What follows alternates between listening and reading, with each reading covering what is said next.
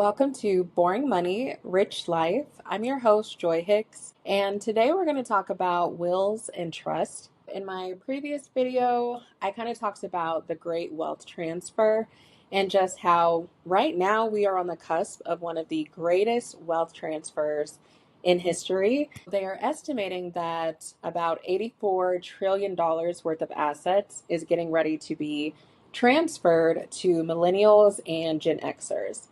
And so in that video, I kind of briefly talked about the importance of having a will, but I feel like not a lot of people know what that is, how to go about setting one up.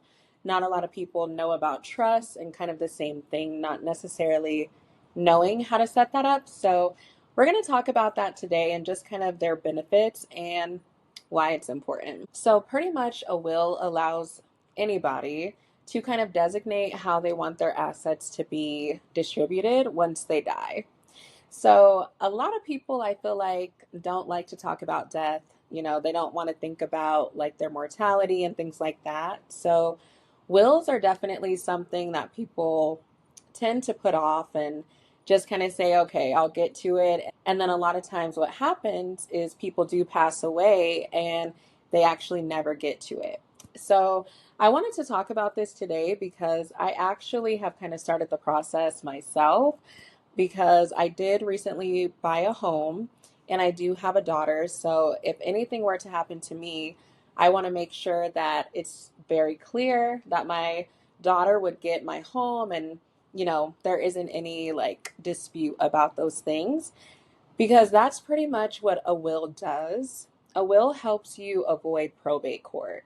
So pretty much with probate, that's used where, let's say somebody does die and they don't have a will, their assets would go to probate and pretty much a judge would decide, okay, this person gets this, or this goes to this charity or whatever.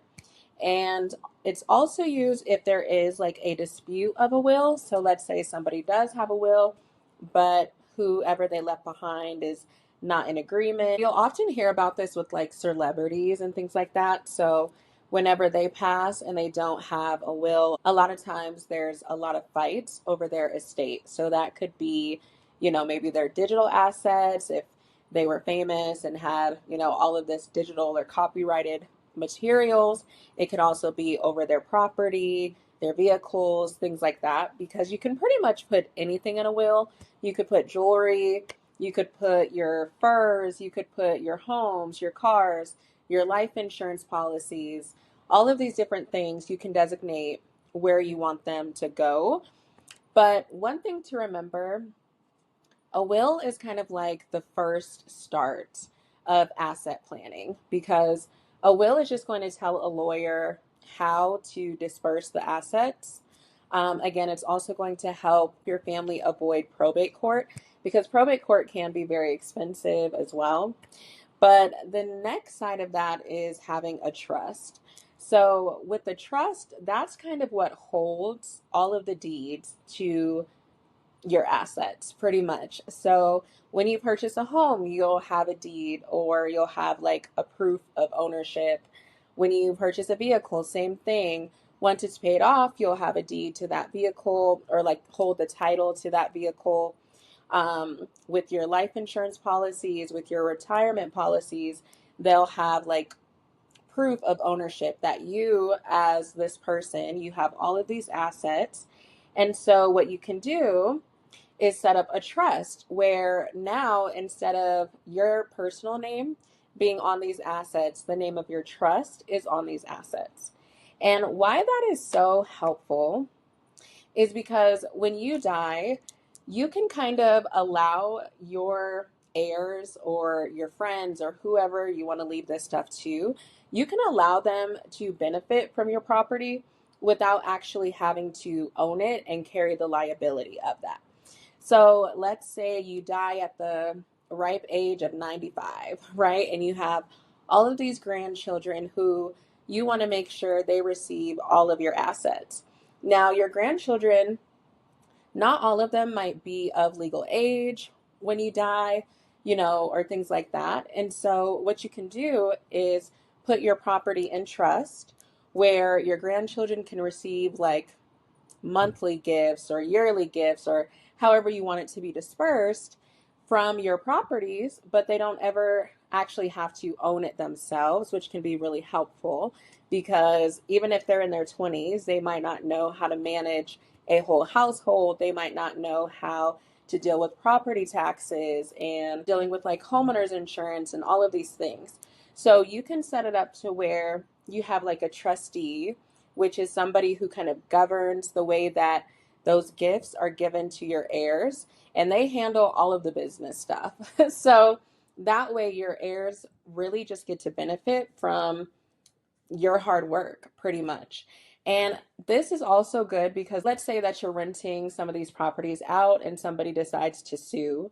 Having it in trust is also going to protect your heirs because, again, they're just a beneficiary of the trust, but it's the trust itself that owns that property. So it adds a lot of protection. Now, I'm not a lawyer or anything like that. So, one thing that I actually did, like I said, I'm kind of going through this process myself. Somebody recommended to me, and this is not sponsored, this is literally me doing my own research and asking people, but somebody recommended to me this company called Will and Trust. And they pretty much help you set up a very simple will. They help you kind of go through the steps to start funding your trust. And what that means is, in order to put those properties into your trust, you do have to kind of do like a transfer of title and all of those different things. But it's all online. So I started the process with my will. It probably took me maybe like 30 minutes. It was very simple. So they asked me questions about what I wanted, like my funeral to look like. They asked me, let's say I got into a very serious like health issue and I couldn't make medical decisions for myself. Who would I want to be that person? They asked me about my assets, like what types of things that I wanted to be designated in the will. And then once you complete your full will, then they start helping you set up your trust. So that's kind of where I'm at now. Like it's not complete because it is kind of a process, but I felt like that was very easy because again, it was done completely online. I didn't have to go and meet with a lawyer, but they do have a service where if you pay like an extra $200, you can call a lawyer over the phone and they'll do a quick like run through. It's not very thorough, but they will give you a quick run through. They'll look at what you put in there. They'll let you know if it makes sense.